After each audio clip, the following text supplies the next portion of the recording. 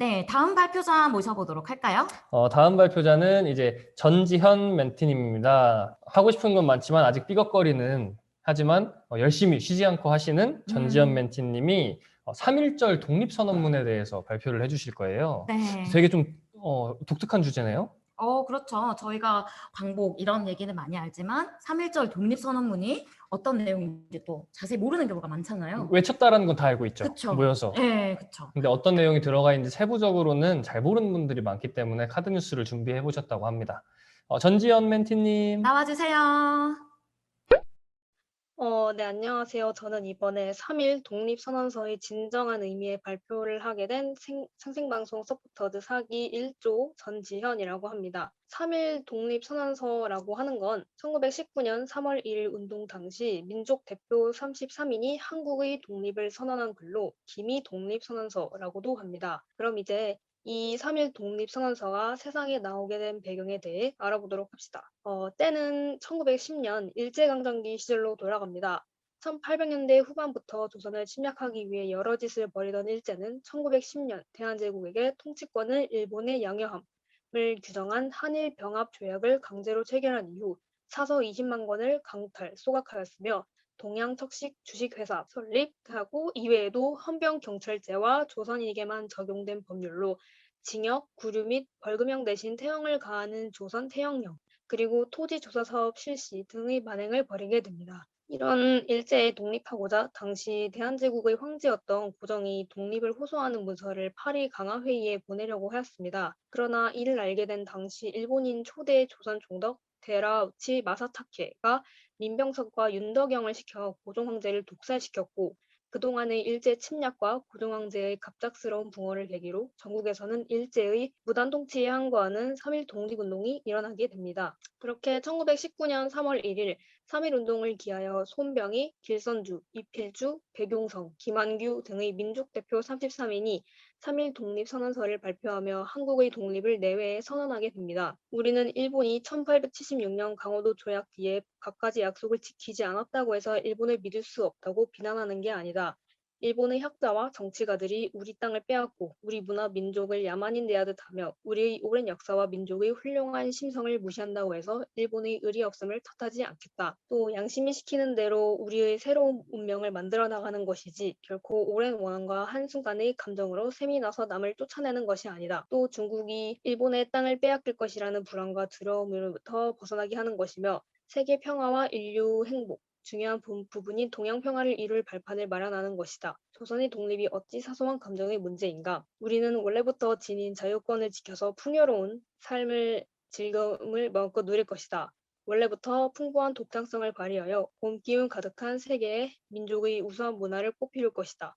와 같은 내용이 적혀 있었습니다. 이렇게 3.1 운동이 일어나자 일본은 무단 통치에서 문화 통치로 전략을 바꾸고 조선인을 반일본인으로 만드는 문화 통치 교육 시책을 실시합니다. 그리고 조선사 편수회를 조직하여 조선의 역사 뿌리를 잘라내기 위한 일들을 벌이게 되는데요. 그러나 우리나라 국민들은 3.1 운동 이후 독립에 대한 의지가 높아졌고 대한민국 임시정부가 수립되며 대한민국으로 국호가 정해지게 됩니다. 그리고 국내외로는 활발한 독립운동이 전개되는데요. 이후에도 일본이 실시한 문화통치, 민족 말살 정책 등의 만행에도 굴하지 않고 국민들이 힘을 모아 열심히 독립을 외치며 운동한 결과 1945년 8월 15일 광복을 맞이하게 됩니다. 뻔 김구 선생님은 이렇게 말씀하셨습니다. 나는 우리나라가 가장 아름다운 나라가 되기를 원한다. 가장 부강한 나라가 되기를 원하는 것은 아니다. 내 나라가 남을 침략하는 것을 원치 않는다.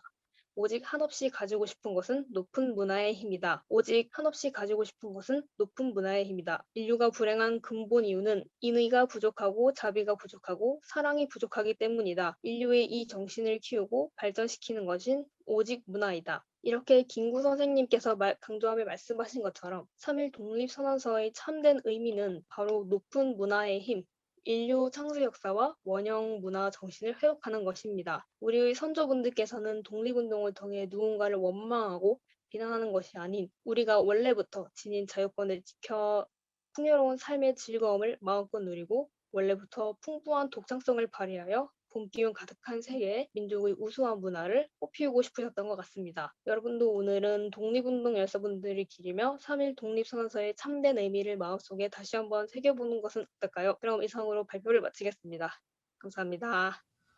와, 와, 내용을 정말 잘 준비해 주셨네요. 저 깜짝 놀랐어요. 네. 저는 특히나 마지막 김구 선생님 말씀을 제가 정말 좋아하는 저도 문구거든요. 진짜 좋아해요. 네, 높은 문화의 힘. 바로 지금 한류에 일어난 문화 자체가 높은 문화의 힘을 세계에 알리고 부기성향하고 있는 것이 아닌가 이런 생각을 해보곤 합니다. 네, 저는 그 지연 멘티님이 목소리가 되게 힘이 있고 멋있으신 것 같아요. 맞아요. 그래서 아까 뭐였죠? 뭐 동양척식 주식회사, 뭐 헌병 경찰제, 네. 그다음에 뭐 토지조사 사업 뭐 이런 거 얘기할 때 변호사가 막 이야기를 하는 듯한 그런 느낌을 좀 맞아요. 받았습니다. 마지막 카드 뉴스 장에 원형 문화가 나왔잖아요. 맞아요.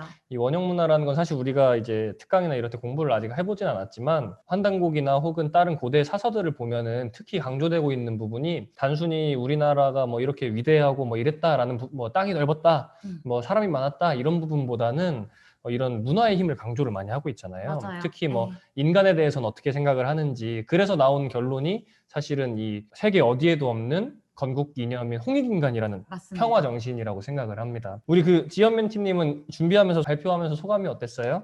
저는 이번에 카드 뉴스를 만들면서 느낀 점은 일제강점기 때 일본이 우리나라의 역사랑 문화를 강탈하고 폭력과 탄압을 이용하였다. 뭐 그 정도로만 알고 있었는데 조사하다 보니까 일본이 제가 알고 있던 것보다 훨씬 심하게 만행을 저지른 것에 또 화가 났었고 역사적으로 잘못을 저지른 것이 다 기록으로 남아 있는데도 이제 피해자 코스프레를 하면서 오히려 억울하다라고 말하는 게 되게 화가 났었던 것 같아요. 그래서 저부터라도 다시 제대로 된 역사를 공부하면서 알려야겠다라고 느끼게 됐습니다. 되게 강력하신 것 같아요. 언어가 결의에 차 있고 네. 피해자 코스프레. 네, 좋습니다. 네, 여성스러워 보이시는데 이렇게 역사 앞에서는 불의함에 분노할 줄 아는 모습이 참 멋지다고 생각이 듭니다.